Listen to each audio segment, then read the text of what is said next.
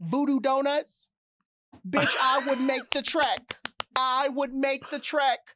Yes. I have a hybrid. I have a universal pass. And I did. And I did. Hearts gather round, it's Delta Work, and I want you all to check out Courtney Ack's new show, R&R, where she tackles the world's biggest issues with some amazing guests. It's a new mom show, and it's all sponsored by Factor. Get started at factormeals.com/Courtney50off and use code Courtney50off to get 50% off plus free shipping on your first box. Oh. Mom! Our season has arrived. Let's party! Let's celebrate! Échale, tía. Oh my God, are you gay like me? Very gay! Not just gay, LGBTQIA. Honey! Are you an ally? Very ally! You don't mind when a bitch poses nasty. Homosexual, homosexualis, homosexualidad, creature, yes God, slay mama, the house down boots. Is it giving, daughter? Because I am ready to give what's meant to be given. Mother!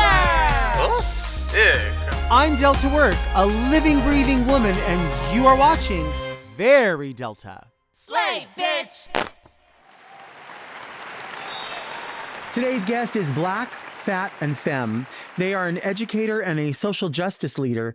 Please make welcome Dr. Jon Paul. Hello. Hi. Hi there. I'm so glad you're here. I am so blessed to be here. We've been talking about this forever and a and day. ever and ever. But I Mhm. mean, schedules are what they are. Book tours, things Right. happening. Everybody's everywhere. Everybody is everywhere. Yeah, for sure. And everybody's head is spinning right now. That part. Yeah. That part. And it's only day, like 102, 103? How have we gotten so old in 100 days? I don't understand. I feel like it's been an eternity. It does feel like My it. God. Well, I feel Yes. like, I've said this before to people. I was raised in this idea that of like Star Trek, Mhm. Back to the Future, Mhm. that we would just be in flying cars. We Yes. would be shoulder to shoulder with people who didn't look like us or looked exactly like us or were 9 feet tall or whatever, blasting through space Yeah. all together with the same idea, knowing that there's plenty of the pie for everybody. Yeah. No. No, at Mm-mm. all. We're still in How are we 1940. here?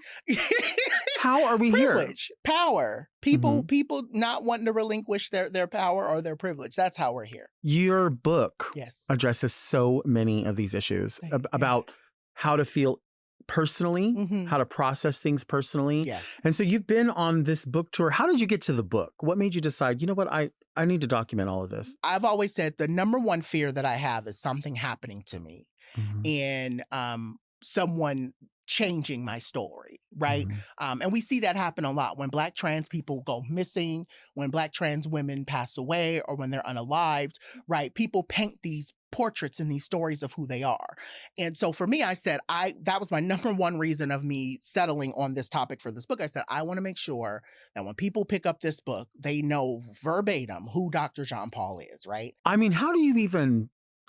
Do you just wake up one day and you're like, today I'm working on the book and then I'm going to dedicate this amount of time to it? Do you start for 15 minutes and go, oh, I'm not doing this today? How does that? It's a little, I say a little bit of both, there were days where I would wake up and I would say, okay, this is the week. I'm going to get this proposal done and I'm going to get it to a place where I could give it to my agent and all is good in the world and we're going to sell this.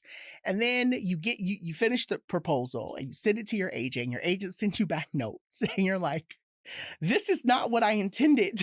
So there are moments, and I think that's what took me so long. I started to shut down because the feedback from not only just agents, but also from other publishers were there is no market for a book like this, right? That was a constant feedback I got from multiple people. And there were some agencies or some publishers that came back and said, oh, we love what you're doing. If you change this or if you take this away, we'll buy it.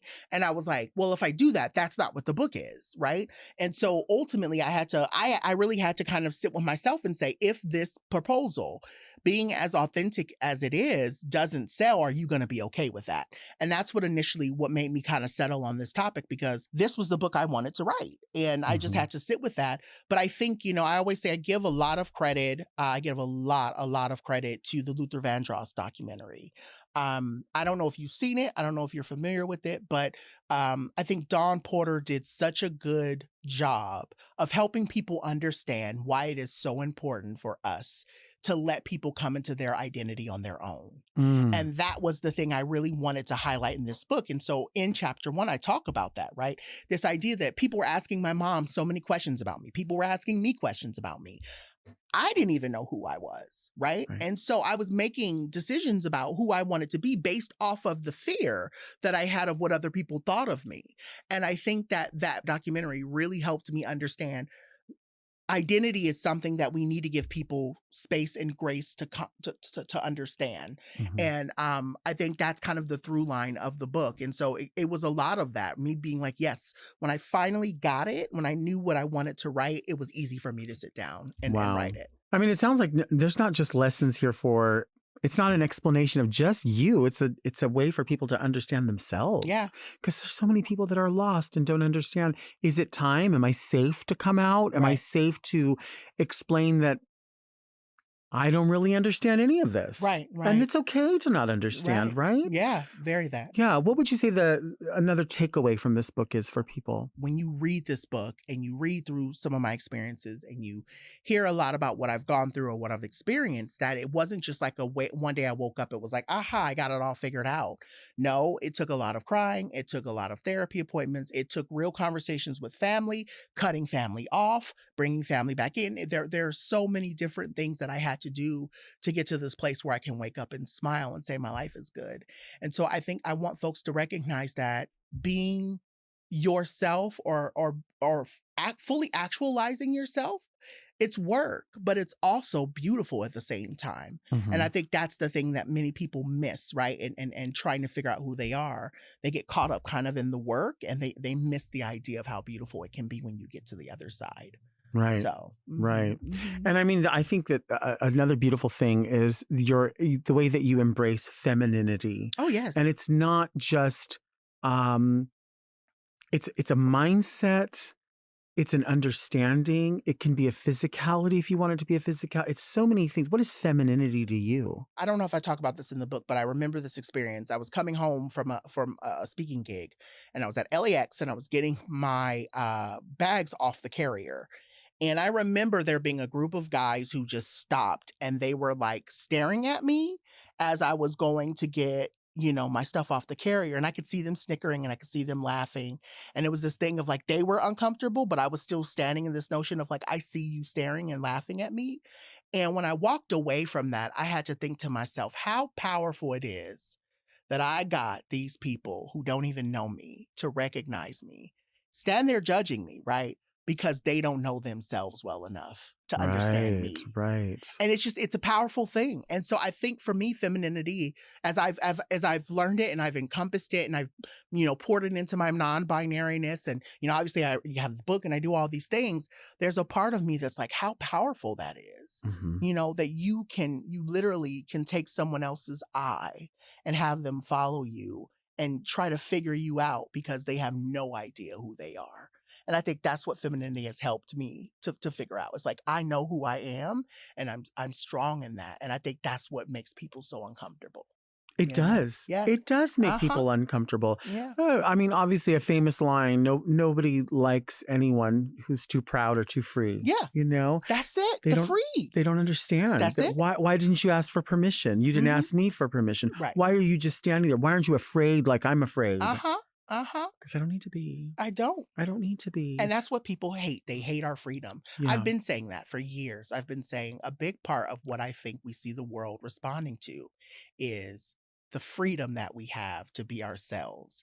The idea that we're not scared about what someone else thinks. Right. The idea that we laugh unabashedly. There are all these things that I think about and I'm like, yep, that's just a symptom of control. You can't control me and you're upset about it. That's like why are you mad? But it's literally that question. Why? Why are you mad, girl? You can be free too. And there's so much. You can have whatever you want. You can have whatever you want, but you're stuck on this. You're stuck here, on girl. this. On this. That's so Circle in weird. the airport, it ain't gonna never land. Circle in the airport. But it's true. It really, what you're saying is so true. And here we are, like while the rest of the world is caught up on something else, the femininity that you talk about is, I'm in a place with somebody that I respect, and we're wearing what other people would call ladies' blouses, having ladies' conversations, right? And I know who I am. I know where I am. I know what I'm doing. But in this moment, like this calm conversation of inclusion is bothersome to people. Oh, yes. They are bothered by what we are doing, nothing to hurt anyone. I have had more, and I've said this in the book, you, Mayhem, I think about Raven, I think about some of the other dolls that were, the girls that hosted, I'm going to take us there, Oasis, when we, remember, girl, Oasis was a mood. It was. My God. But I think about, going to Tiger Heat, going to, that's where I felt the safest, right? As a person. And so it says a lot to me, right? That there's this world who's like, oh, queer people. And me as a queer person, I'm going, wait a second. This is where I feel the safest, right? These are the people who I see that recognize me, that love me, that uplift me, that are like, we want to keep you safe. So what does that say about you, right? What does it say about you, that the spaces that you move in, that, you're so worried about me over here, but you're not worried about keeping your spaces safe for the people who are in them, right? Sure. Churches, all of that. I mean, we can go on for hours talking about that, right? So, I always say, what would it look like for you to have the joy that I have being who I am? And I think a lot of people can never see that because they've never been given the space to. And I feel bad for them. I really do. I look at some of these people who are out here screaming at us and trying to take our rights away. And, when they get to a certain place in their life, they're going to be really sad because they won't have anything to show. Whereas for me, I can look back and say, I've helped legions of kids figure out who they are, right? Sure. And help them stay here. Because that's my number one goal. I tell people all the time, I don't do this for a platform. I do this because I remember what it was like growing up in San Bernardino, having people look at me, laugh at me, talk poorly about me, and me feeling like I have nowhere to turn, no one to talk to. And now I get to use my platform to say, you have a right to be who you are, both local and not. And how much that changes the things for people. Sure. So, yeah. Do you eat Mexican food in San Bernardino? Is an elephant heavy? Girl, that's like yes, I eat Mexican food. Are we talking about Amapola or are we going to talk about Taco Bender? Well, see, that's what I'm saying, because people don't understand, unless they're from Southern California, that there is like, there's an Albert's, but there's also an Alberto's. But then there's an Alerto's, but then there's an Aldelberto's, and they're all the same little logo. They all look the same. There's a Santana's. Yes, girl. Yes. But right. They're all different. They're all different. And then, like you're saying, there's specific places in San Bernardino. What is there any like place that you always go to in San Bernardino? Alberto's is definitely gonna be that girl for me. I'm gonna always get the two. So I don't know what number it is. I'm a number girl. So I know you're also a girl who goes through and you have a specific order and thing. So usually for me it's a number. I don't know the number off the top of my head, but it is the 2 carne asada burritos that come with a side of rice. Yes. And I only get it because I'm fat and I like that it comes with 2 burritos. I don't want to have to pay for extra. But it's so tasty. It's so good. So tasty, girls. Now, what about would you go to like a mom and pop burger, Gus Jr., that kind of place? Oh, yes. Tom's. Tom's is good. But what would you get? Girl, I'm a burger girl. Okay. I like a double burger. Let's talk about Baker's. Baker's is so good. Baker's, I don't know if they changed it or not, but I was calling into question why they had to have gendered meals. I didn't understand why it was Papa and Mama meals. Yes. Right? No, it's still Papa and Mama meals, but I was going to say I'm a burger girl, house down, boo. We'll forgive it. I will always, the one thing about, and it's different. So like a McDonald's burger is not a Tom's or a Gus burger. It's different. It is definitely, it's just a certain type. There's a certain type of zhuzh that these burger places give you. Their zucchini rings. Right. Word on the curb is that bakers changed their fries, and I'm not happy about that. I will say that. Oh.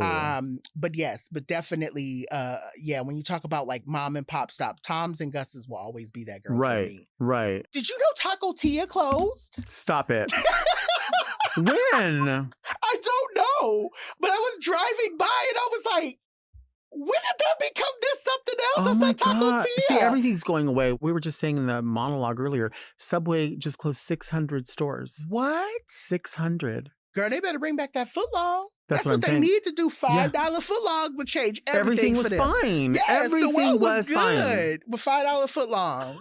And now they playing in our face. Right. It'd be $20 for a Subway sandwich. They got greedy. Like Yes. Joanne's got greedy. And she out the door too. Goodbye. Joanne. Yeah.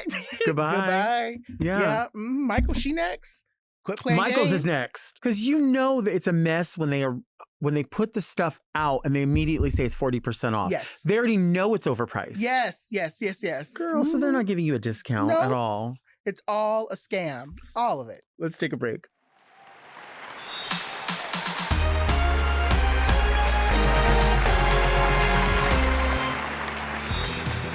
Let's take a look at some very Delta art.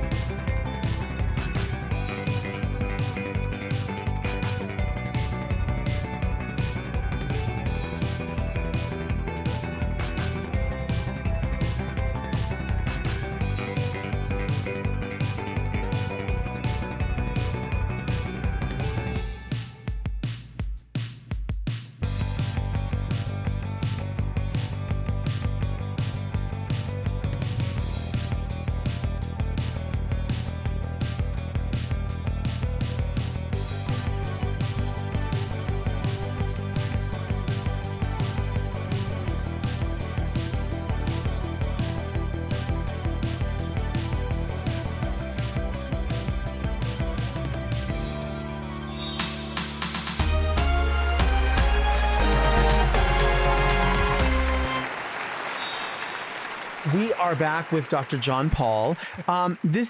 We like to take this part of the show to ask the guest if you have any small fish you want to fry. And what it is it could just be one weird thing that's on your nerves. You know what? Okay, this is my fish to fry.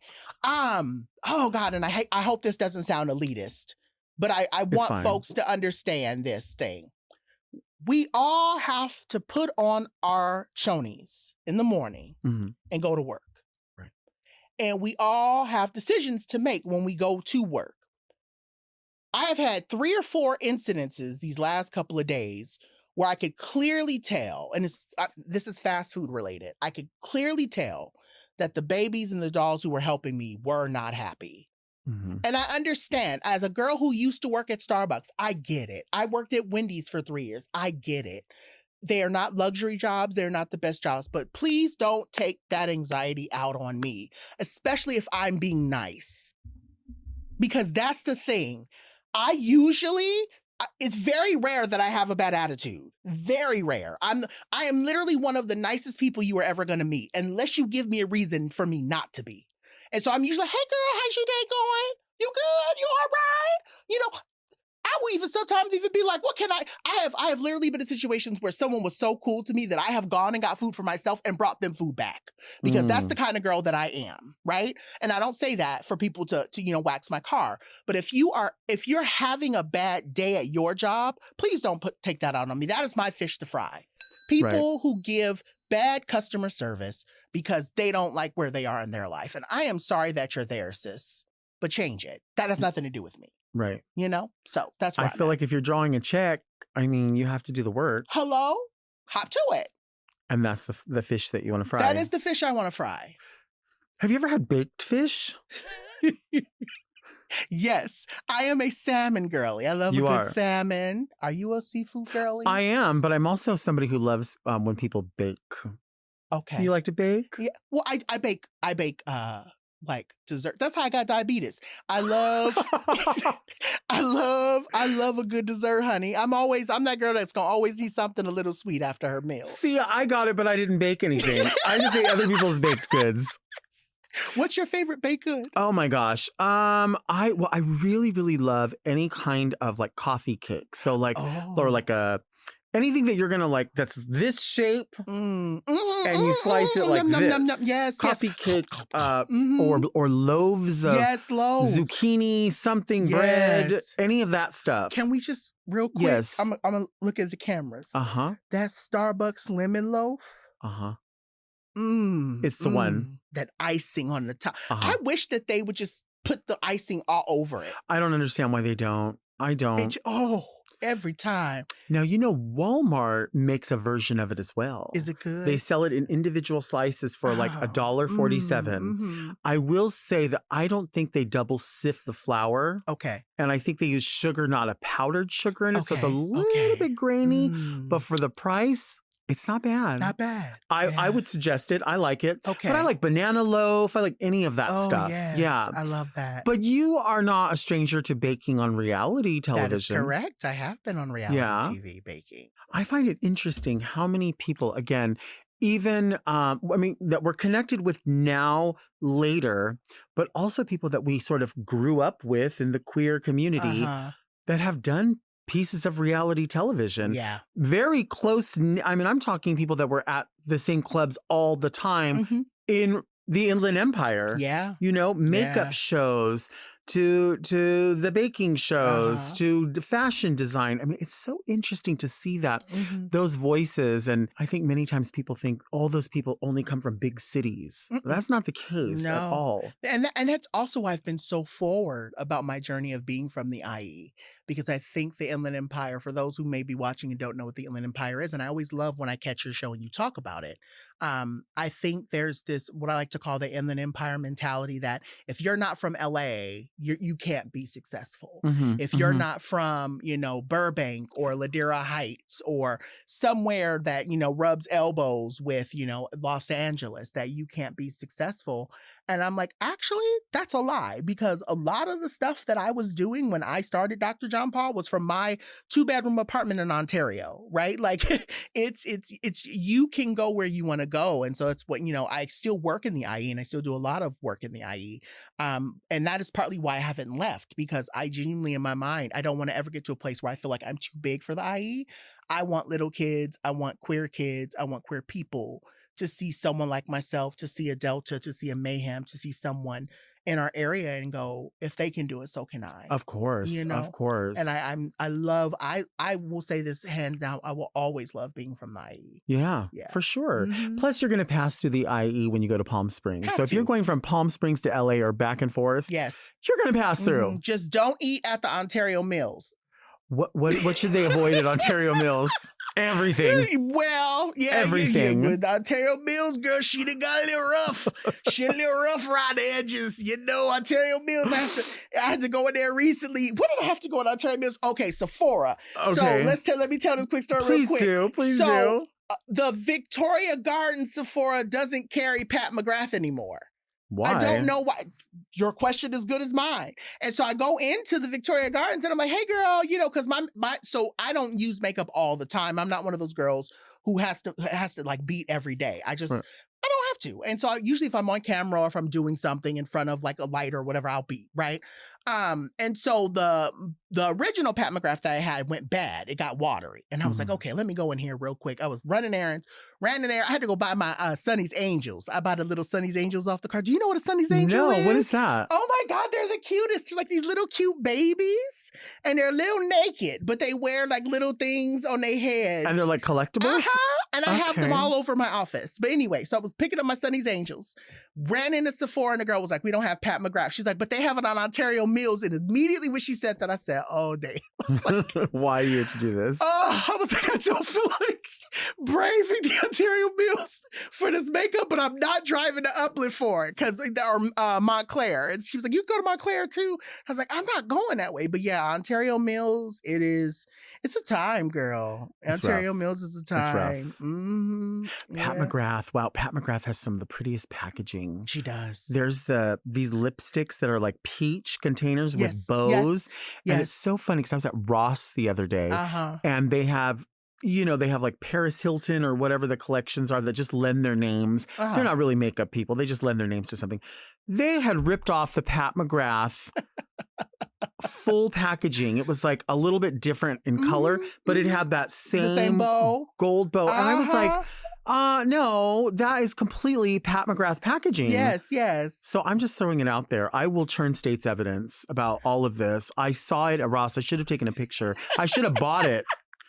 Because listen, did a video on it saying this is robbery. Yeah, because if you're selling 6 lipsticks for $7.99, that's definitely not a Pat McGrath product. Yes. I'm gonna tell you that right now. No, it's not at all. No. You're definitely gonna pay if you want a Pat McGrath. Yes, and you're gonna get the quality. You do. Because it is. You do. You do get the quality. You do get the quality. Yes. Right. Yes. You have obviously a doctorate. Obviously, that takes a lot of work. Yeah. And it takes time. What do you say to someone that thinks that they want to do that, but they're like, I'm getting lost on the way. I want it. Do they have to keep the vision in mind? Do they have to focus on one thing? What is it? Yeah. So I always say check in with your why. And I say that with everything. Down to people asking me, how do you write it? What made you write a book? It was, like I said, I wanted to be able to have something that I knew was part of me that I could sell, right? Same thing with my dissertation or the doctoral work that I've done. So there were 2 reasons to me getting that degree. One was because I knew that there was no research being done around queer folks at the time. And so I wanted to be a part of that research wave. I wanted folks to know that the research existed. But it was also, and I say this about my career, people ask me, what drives you? Me is spite.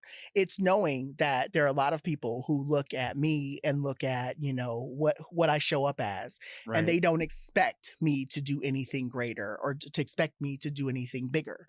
And so part of me doing and getting through my program in 3 years was me saying, watch me. I was told by people, you'll never be able to accomplish this. You're not a doctoral candidate. And I was like, okay, I'll prove you. Let's talk about that when I'm done.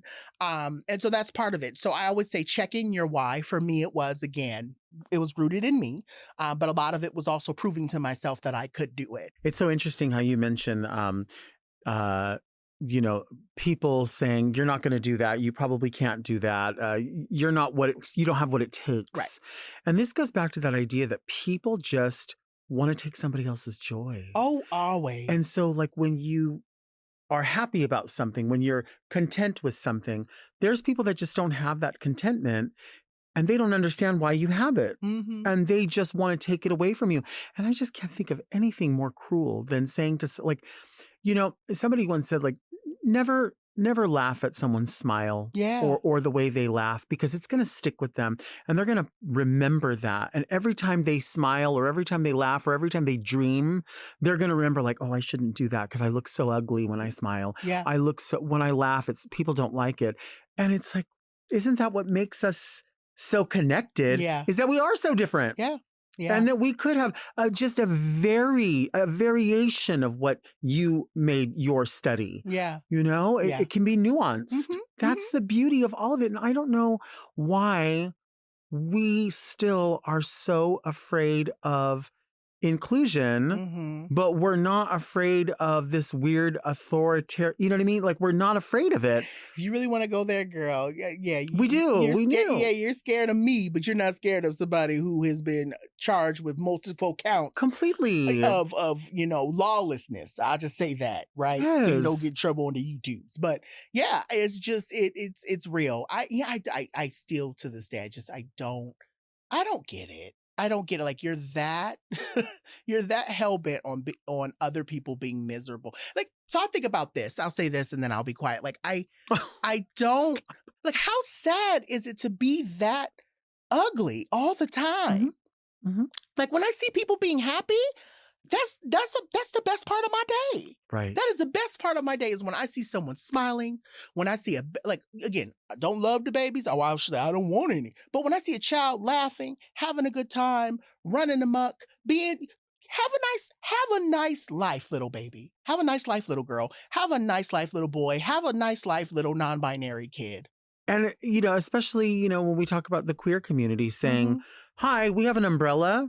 And if you feel not seen, here's a space for you. Yep. We don't want that. We don't want to. you can't just go, oh, thank you so much for the invitation, Right. and then walk away. That part. You can go to a restaurant and read the menu and go, oh yeah, none of this is a fit for me. Well, enjoy. Yeah. You can just do that. You can do that, and people do it all day long. Yeah. So why can't you just go, oh, there's a gay bar and gay people dance in there. Oh, why? I prefer not to go there. I think I'm going to go watch a movie. Okay. Yeah. Okay. And that's it. Nobody said you had to come in here. I actually don't want you to come in here. It's what I don't want. Yeah. Because you're going to be the one taking all the energy out of the room. Right. You're the one that makes me do weird things for $1. Stay home. Stay home.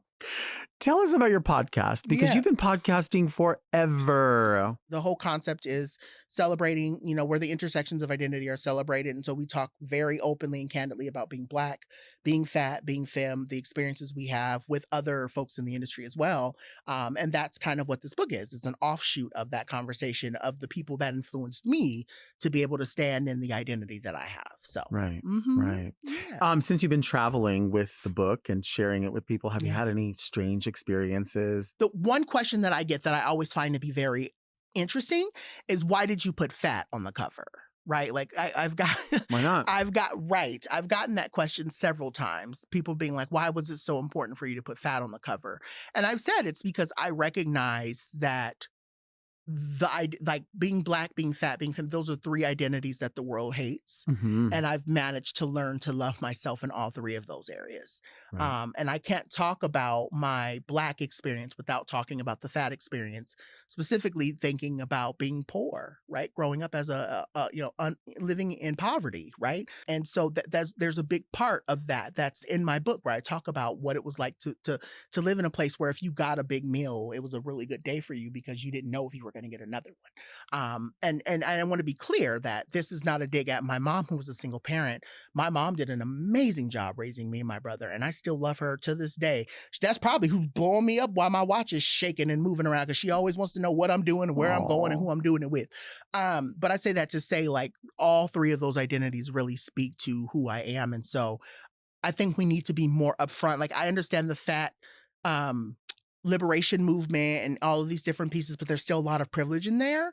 I think we really need to really start digging into a lot of the politics around fatness and how it shapes the way we see ourselves. Absolutely. As Latinx, as Black, as Asian, as whatever, however you identify. Mm-hmm. Because body image is something that I feel like really, really impacts a lot of people, and we don't talk about it enough. Oh, absolutely. Yeah. And I don't think not everybody understands that food for quote unquote ethnic people is in many ways a way of showing love. Yep, it is. It's a way of celebrating. Mm-hmm. And, in such minor ways, but also in big ways. I always talk about, and I was talking about this with my producer, Doug. I always talk about huevo con weenie, which is just basically chopped up hot dogs and eggs. And his mom made it the other day, and he sent me a video. He's like, look, my mom listens to the podcast and she made this. And we were sharing the story about how you talk about it. And for me, and for the way that I was raised, that was just considered such a loving, wholesome, traditional thing. It didn't cost a lot of money. I mean, eggs now cost a lot of money, but when a dozen eggs is $1.19. Yes, yes. But it was it's such a thing where you say we're going to celebrate you. I made you a cake. Yeah. You had a birthday. I'm going to make your favorite meal. And for some people it would be like, oh, are you having steak and lobster? And it's like, no, we're not. We're having this meatloaf that I really, really love. And so it becomes part of our community. Yeah. Black communities, brown communities. It is a way of showing that. And it's just like you mentioned the peach cobbler. As you were mentioning peach cobbler, I was salivating because it's my favorite thing. And I've never met a peach cobbler that I didn't like. Amen. Because Amen. I offer so much space for it. Yes. And so when someone when Yes. someone prides himself on a recipe, it says to other people, what a gift that you would use your hands and the money that you earned to make something so special. And that recipe is something you guard with your life because it was passed down. It means something. Mm-hmm. So, you don't have the nerve to just walk up to somebody and say, give me your recipe. Yeah. Oh, no, it doesn't work like that. It does not. And I've had people try. Yeah, I can't. Yeah. It comes with a legacy. And so then those things, so many people think when they hear the word fat, Oh, I'm so sorry. They didn't mean that.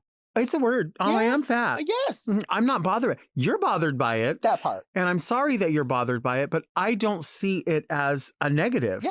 Now, if I want to go to the gym or I want to start changing the way I eat, those are my prerogatives. Right. But it shouldn't be, we talk about all the time this idea of what is the beauty standard? Mm-hmm. Who is beautiful? Yeah. Why is that beautiful? And people say, oh, so-and-so, she has such a beautiful fair face. Yeah. So-and-so, she has such a simple nose.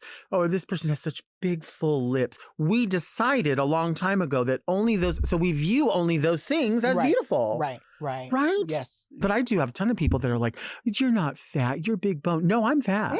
Mm-hmm. If you looked at my skeleton, it would look just like yours. Yeah. There's no difference. I am fat, and that's okay. It's okay. Yes, I am chubby, and I am very okay with that. And I heard what my doctor said, and I'm doing my best. Girl, my problem is this: you talk about desserts, baby. The way I would throw back 6, 7 donuts in one sitting. Stop. No, I'm not even kidding you, girl. I'm not even ashamed to admit it. Voo Doo Doughnuts, bitch. I would make the trek. I would make the trek. Yes. I have a hybrid. I would hop on that 10 and I would take the 10 and I'd get off that 101 into Universal City. I have a Universal Pass. And I did. And I did. And would walk my big ass up to that Voo Doo Doughnuts, put them all in the box. And I paid cash money for all of it. All of it, honey. I didn't ask you for any money for it. I have a tiered system of who has the best donuts in this area. Voodoo is 2, Randy's is 1. Randy's is 1. Let's talk about it. Randy's is right up the street from me My too. God. Randy is Woo. 1. But what's your donut? Like, what is my donut? if you can only have 3.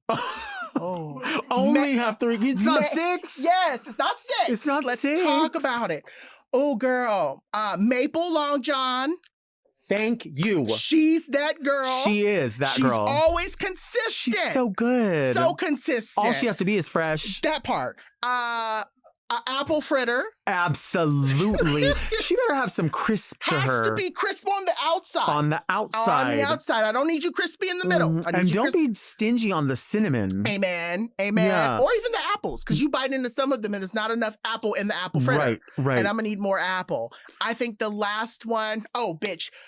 Voo Doo Donut has one called Mango Tango. If you have never had that donut, change your life. I'm going to have to have it. That is what drove me into almost into diabetic shock. I ate 2 of them. Could we crush up the metformin and just pour it on the donut? That's what I was thinking. I thought when I was on the metformin that I could just do whatever I want. I bet you can't. No, you can't. No, you gotta do the diets. You gotta watch your numbers. Let's take a break.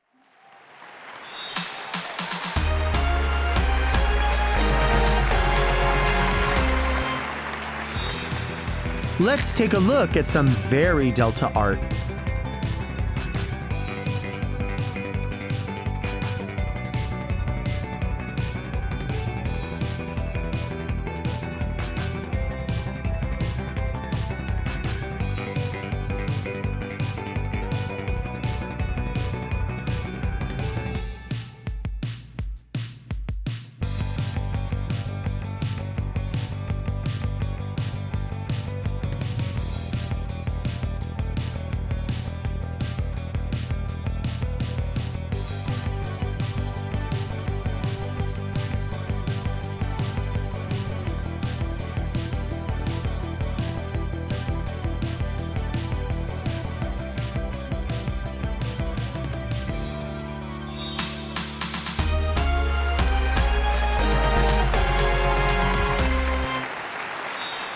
We are back with Dr. Jon Paul. Now, this is the part of the show that we call Read Me Delta. People send in their letters. Okay. They have questions. They have queries.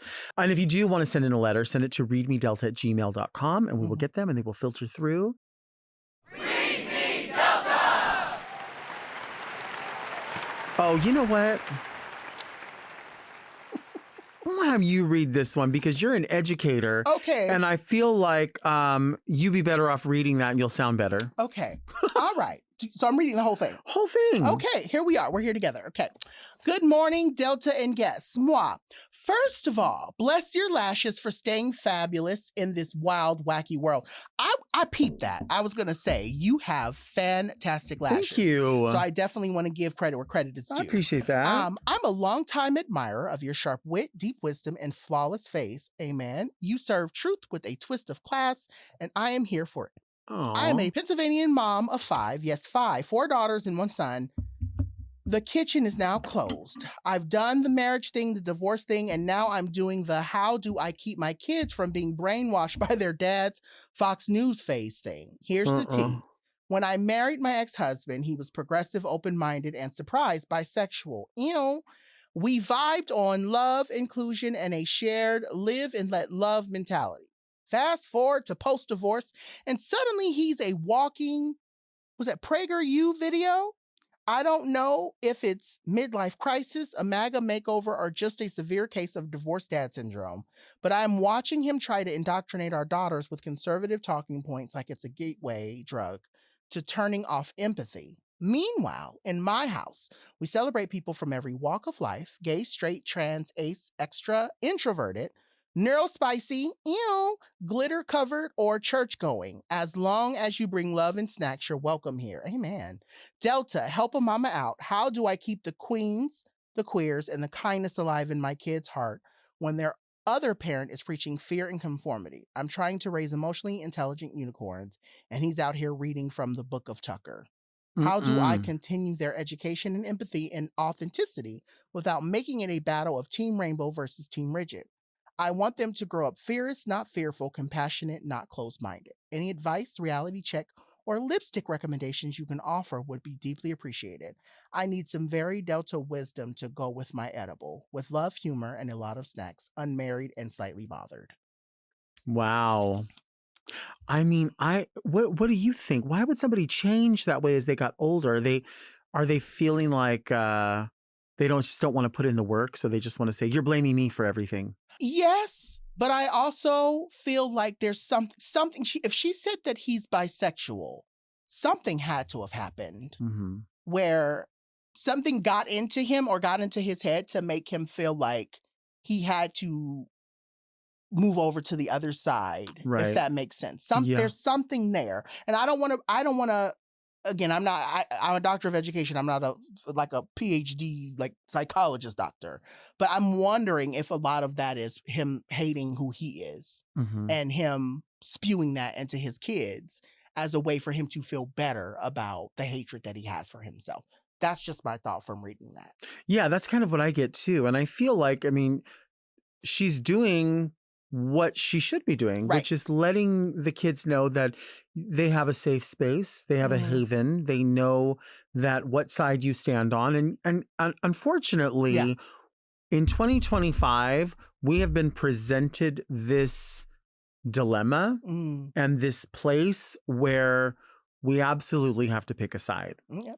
We absolutely have to decide, are we for everyone or are we for licking boots and supporting 13 people that have the most money? I mean, what are we, what are we doing?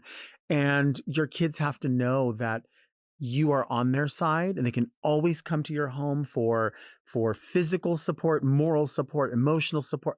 All of it. They can dream in your home and you'll be with them. Dad is not developed. He stopped and he stopped where it's comfortable and he's not really interested in anybody being included. Nope. I think what you're doing is, enough. I think you just opening your home enough to say this is a safe place for everybody. Right. Even if your kids are hearing that, I'm hoping that they'll latch on to the empathy piece of it. Yeah, because they'll see that all of their friends, all of the people they support, the people they've been knowing to love are starting to get excluded by dad. Yep. So they're not going to want to change these relationships for the worse. I don't think. Yeah.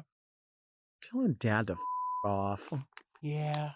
Dear Delta and esteemed guest, happy Pride, babies. As the last 100 days have gone, we have a joke of a president who likes to sign executive orders. If you and your guest could sign one executive order about anything, what would it be and why? Warm regards, Mama Bear. Just kidding. I hate that term. Warm regards, Very Teresa from Marmalade, Utah, baby. Okay. Huh? Hi, Marmalade, Mary Utah. Teresa. I like that. Marmalade, Utah. I've only ever been to Park City. Okay. Utah. You're rich. Yep. Well, No, come girl, I on. was there for Sundance. So you're rich. I hate it here. Listen, she's worked for it. Yes. They have worked very hard. Yes. Well, yes. Okay. You go first. Executive order. I think there should be, I would like to sign an executive order to remove the president from office. Yes. And everyone 1000%. with him. Everyone, the whole cabinet right now, immediately. Mm-hmm. You know, everyone's talking about the order to just the move forward with getting rid of all the trans people who are serving or want to enlist. And I've seen some commentary, I posted about it, and some commentary was like, well, there's no trans people who really want to enlist anyway. And I don't think people quite understand that there are trans people who are ranking officials who have served this country when the president who dodged the draft. Right. And will likely institute a draft if it's possible or if he wants to. Right. I just find that so strange that they don't realize that this affects more than just one person. And also, the percentage of people trans people in the military is like less than 1% or something. It's like 0.08 or something. Yeah. The focus is so weird to instill from this executive branch to lean down to people and say, keep fighting with each other. Keep fighting with each other. You hate them. Yeah. You hate trans people. You hate Black people. Yeah. You hate immigrants. And then all the while sitting there with these counters, putting their money in, counting and folding the money and counting and folding the money. Yep. What is the country built on? Greed and fear anyway. Yep. How did it even get here? How did this country even get here? What's your executive order? My executive order, to your point, is I would make all billionaires, church people, anybody who has or has made more than $1 million, they've got to pay taxes on it. They've got to. I don't care if you're church. I don't care what religion. I don't care what you're doing. If you are bringing in a large amount of money, you need to be paying to make sure, because that's literally what's happening right now. And I want to make it clear, right? There is a fine line between being rich and being okay.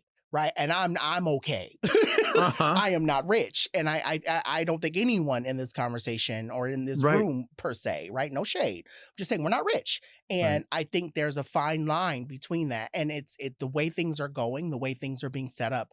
The rich it's getting further and further and further away. And it's not to say that I even want to be rich. I just would like to know that I could pay off my student loans and buy a home. Those are the two things that I really wish I could do, but I can't, right? I mean, I'm paying on things, right? But but because of taxes, because of all these other things, it's hard for me to live, right? And I'm sure everyone feels that. We're all looking at our bank accounts going, what the hell, right? And so I think when you have these people who are already rich and they're skirting, the taxes of it all, it makes it easier for them to keep bringing the money in and not having to even own up on what they're doing with their money or who they're helping with their money. And it just seems so weird to want to have money, like to have your money and to have so much money that you'll never use it. Wouldn't you want to say, like, I've got all this money. Let's go build a library. Let's do something. Hey, you know what we should do? We should buy all that land over there and turn it into some sort of conservatory. Yeah. Let's help homeless people. You could literally go around and be this person that saves everything. Yeah. You really could. And you could still be so fat and rich.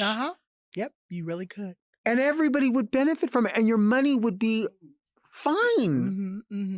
But it's still like, hey, what are they? Hey, let's go to the moon. Let's go to the bottom of the ocean just to see. Like, why? Why wouldn't you send? Not Katy Perry of it all, child.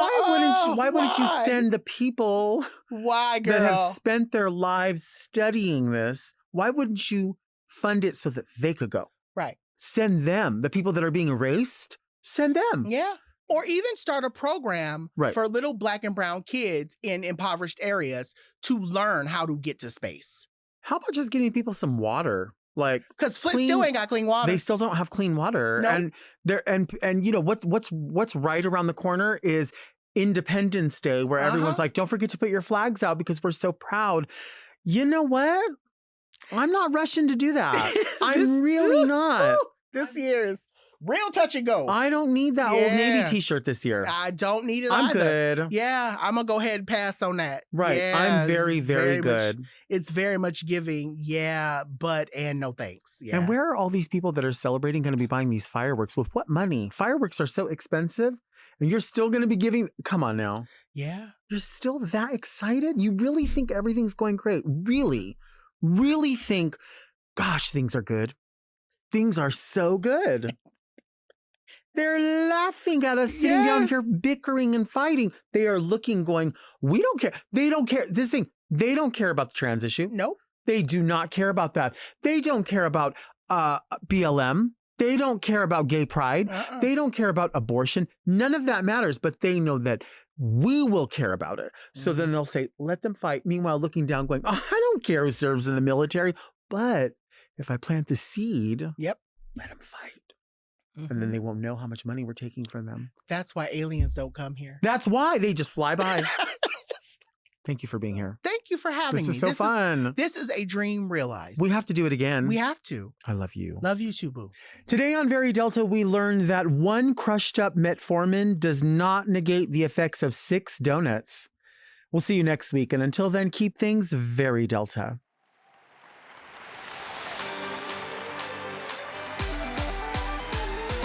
Very Delta is produced by Moguls of Media, aka Mom. Hosted by Delta Work. Produced and edited by Doug Robertson. Technical direction by Danielle Mitchell. With original theme music by Will Pitts. Media and design support by Stone Cold. And set design by Eris Sevilla. Executive produced by Alaska, Willem, Big Dipper, Camille Stennis, and Joe Cilio. Recorded at Forever Dog Productions.